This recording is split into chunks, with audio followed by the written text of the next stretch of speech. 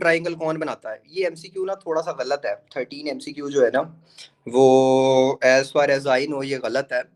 कि उसने पूछा है जी medial boundary of inguinal triangle. Inguinal triangle का दूसरा नाम अगर बाज़ बच्चों को नहीं पता, जो कि मेरे जैसे कंफ्यूज बच्चे हैं, तो उनके लिए ये है कि जो इंग्वाइनल ट्राइंगल है, ठीक है, मैं ये जो बाज़ बच्चे कहता हूँ वो 1 to 2% है, सबको पता ही होगा।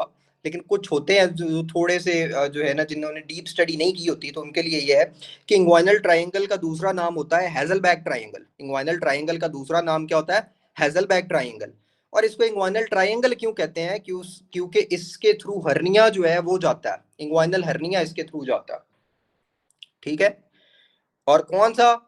Indirect inguinal hernia. Directly through the posterior abdominal wall, directly through the posterior abdominal wall, directly through the posterior abdominal wall. Direct जो है वो डायरेक्टली पोस्टीरियर एब्डोमिनल वॉल से जाएगा, और जो इनडायरेक्ट है वो इससे पास करता है, हेजलबैक ट्राइंगल से। अब इसकी बाउंड्री क्या होती है? जब भी ये याद रखना, बॉडी में कोई भी हो, अगर वो कहे ना कि ये रेक्टस है, या रेक्टस अब्डमन की, वो अब्डमन का पूछे तो रेक्टस अब्डमनस है। अगर वो फीमर बोन के ऊपर हो तो रेक्टस फेमरस है। यानी स्ट्रेट मसल कोई भी होगा ना, ठीक है, अलोंग द लाइन, तो वो रेक्टस मसल होगा, ठीक है जी। अब जो हमारी हेजलबैक ट्राइंगल है वो किससे बनती है? हाँ जी, मैंने इनडायरेक्ट ही कहा है। अच्छा, हेजलबैक ट्राइंगल बनती किससे है? हेजलबैक ट्राइंगल बेसिकली बनती क्या है कि ये जो हमारा रेक्टस अब्डोमिनस मसल है ना, रेक्टस अब्डोमिनस मसल, ठीक है, वो इस साइड पे होता है मीडियली, ठीक है। ये रेक्टस अब्डोमिनस मसल है, ये यहाँ पे प्रेजेंट है। और इधर से इंफीरियर एपिगैस्ट्रिक वेसल्स आ रही होती हैं, ये एपिगैस्ट्रियम है, एपिगैस्ट्रियम से इंफीरियर एपिगैस्ट्रिक वेसल्स आ रही होती हैं, और नीचे वाली साइड से इंग्वाइनल लिगामेंट आ रहा होता है। तो अब इसकी जो बेस है वो इंग्वाइनल लिगामेंट बनाएगा। जो इसकी जो मीडियल बाउंड्री है,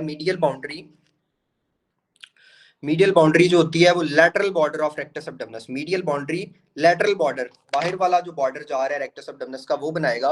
और जो इसकी लेटरल बाउंड्री है, लेटरल साइड पे, वो बनाएंगे इंफीरियर एपिगैस्ट्रिक वेसल्स, ठीक है जी। ये इंफीरियर एपिगैस्ट्रिक, मैं थोड़ा सा ऊपर बना रहा हूँ, वैसे ये होता नीचे है। ये इंफीरियर एपिगैस्ट्रिक वेसल्स पड़ी हैं, ये रेक्टस अब्डोमिनस मसल पड़ा है, नीचे इंग्वाइनल लिगामेंट पड़ा, ठीक है। तो ये हेजलबैक ट्राइंगल की बाउंड्रीज हैं। इधर जो है ना वो ए ऑप्शन उसने दिया हुआ है रेक्टस फेमरस। रेक्टस फेमरस का कोई रोल नहीं होता, ये गलत है जवाब, ठीक है। Medial border of rectus abdominis, medial border of rectus abdominis तो नहीं होता, लेटरल बॉर्डर होता है। लेकिन अगर मैंने चूज करना हो तो मैं इसमें बीटा चूज करूंगा, क्योंकि रेक्टस एब्डोमिनस मसल उसकी बाउंड्री तो बना रहा है ना, ठीक है। तो उसका लेटरल बॉर्डर होता है, मीडियल बॉर्डर नहीं होता, ठीक है। अच्छा जी, median nerve root is, median nerve root जो है, अब मीडियन नर्व क्या है? अब इस ये एमसीक्यू तो सिंपल है, लेकिन हम इसमें कंफ्यूज हो जाते हैं। मीडियन नर्व निकल रही है, तो उसकी रूट कहाँ है?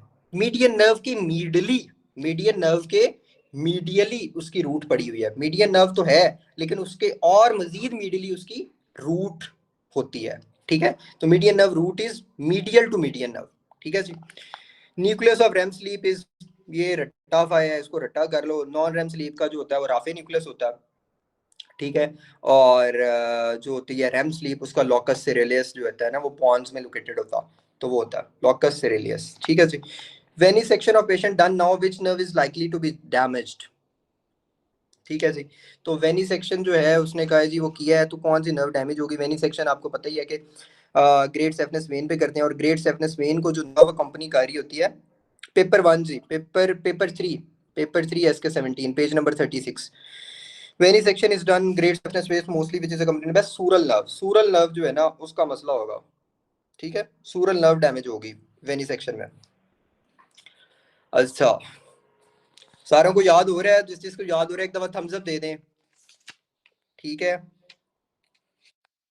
कोई मसला तो नहीं है? सबको याद हो रहा है? स्पीड ज्यादा तो नहीं है? ठीक है, ठीक है।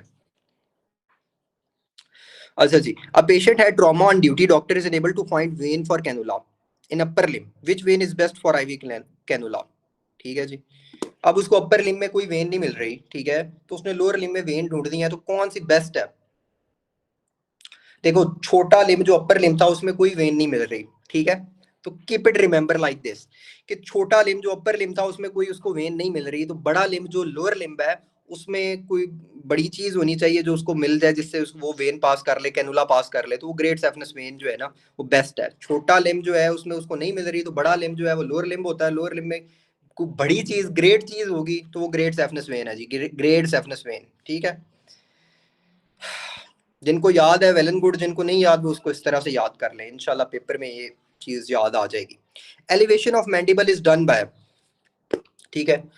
अच्छा, जिनको ये पता है कि मसल कौन कौन से हैं उनके लिए कोई इशू नहीं है, उनको पता है कि जी किस तरह एलिवेशन होनी है किस तरह। जिनको नहीं पता, ठीक है, ये बात उनके लिए है कि जिनको नहीं पता उनके लिए है कि आपने इसको इस तरह से याद रखना है कि जब क्लास में, बचपन में हम जब छोटे थे तो जब क्लास में मैम आती थी तो सारे खड़े हो जाते थे और मुंह अपना बंद कर लेते थे। ठीक है, सारे खड़े हो जाते थे और मुंह अपना बंद कर लेते थे जब भी मैम आती थी। तो MAM stands for masseter, M for masseter, A for interior fibres of temporalis, interior fibres of temporalis, masseter, ठीक है।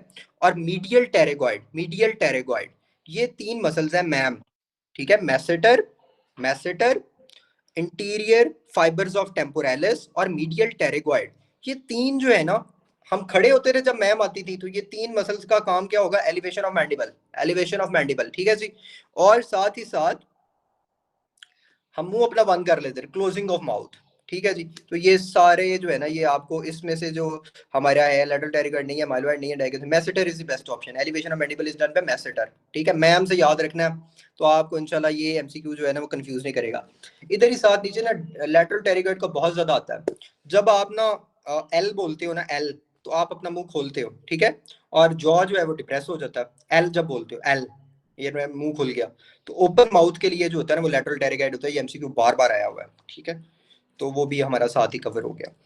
अच्छा जी, एमसीक्यू नंबर जो है वो 19, a non diabetic female undergo bone marrow transplant after 2 years having chronic rhinosinusitis, fungal infection हो गया उसको, fungal बाल सेप्टेट हाइफे एक्यूट एंगल। मैंने वैसे ना एमसीक्यू ज्यादातर एस्परजिलस के ही देखे हैं और उसमें सेप्टेट हाइफे होते हैं और इसमें फंगल बाल बनती है। अगर किसी को वो माइक्रो याद है तो वेल एंड गुड, वरना बस ये याद रख लो कि एक अस्परजिलस है, ठीक है, उसने फंगल बॉल वगैरह बनानी होती है और उसमें सेप्टेट हाइफियाट एक्यूट एंगल होते हैं, ठीक है, रेस्पिरेटरी सिम्टम्स देता है, तो aspergillus is the right option. Body metabolic response to trauma, skeletal muscle response by, अच्छा जी, जब भी ट्रॉमा होगा ना, जब भी ट्रॉमा होगा, कोई भी ट्रॉमा हुआ है तो प्रोटियोलाइसिस होगी, ठीक है, इंक्रीज प्रोटियोलाइसिस होगी। उसकी वजह से क्या होगा, क्रेटिनिन फॉस्फोकाइनेज, कल हमने पढ़ा था ना कि क्रेटिनिन कहाँ पे, तो मैंने कहा था सारे किडनी लगा देते हैं, लेकिन याद रखना कि मसल पे होता है। तो वो कल वाला एमसीक्यू भी याद करो कि क्रेटिनिन इस बात से याद रख लो, ठीक है जी, वो क्रेटिनिन मसल्स में होती है। अच्छा, प्रोटियोलाइसिस हुई और उसने क्या किया, इंक्रीज प्रोटियोलाइसिस ने सीपी के जो एंजाइम था उसको ज्यादा कर दिया, क्रेटिनिन फॉस्फोकाइनेज। हाँ जी, थर्ड पेपर चल रहा है। और एमसीक्यू नंबर 20, क्रिएटिनिन फॉस्फोकाइनेज ज्यादा हो गया तो उसने क्या किया, उसने जाके किडनी पे इफेक्ट किया, उसने जाके किडनी पे इफेक्ट किया, एक्यूट